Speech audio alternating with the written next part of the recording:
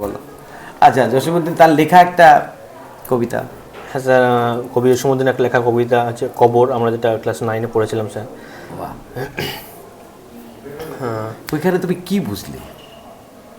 দুটো কথায় বলো কি বুঝলে? ওখানটা স্যার কবি জসীমউদ্দিন ওখানটায় মানে যেটা বোঝা গেছে, উনি একটু মানে পল্লী সমাজকে খুব ভালোবাসতেন এবং পারিবারিক যেই মানে অবস্থানটা সেটা খুব মানে ভালোভাবে ফুটিয়ে তুলতে পেরেছেন। ফুটিয়ে তুলতে পেরেছেন। এমনি কি সাবজেক্ট ছিল তোমার, অনার্স কি ছিল? স্যার আমি 2010 সালে মাধ্যমিক পরীক্ষা পাশ করি, এরপর এবং 2012 সালে আমি উচ্চ মাধ্যমিক পরীক্ষা পাশ করি।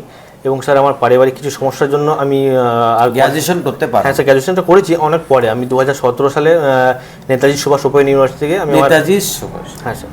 তো নেতাজি সুভাষ ইউনিভার্সিটি কত সালে প্রতিষ্ঠিত হলো? 1885। 1885। 1985 স্যার, সরি স্যার। হেডকোয়ার্টার কোথায়? কলকাতা। কলকাতা কোথায়, আমি সেটাই জানতে চাইছি। স্যার এই মুহূর্তে আমার ঠিক তুমি কোন কলেজ থেকে পড়েছো এটা? এটা স্যার আমার স্টাডি সেন্টার ছিল বর্ধমান রাজ কলেজ। বর্ধমান রাজ কলেজ। আচ্ছা, রাজ কলেজের নাম রাজ হলো কেন? স্যার ওটা আমার ঠিক জানা নেই স্যার।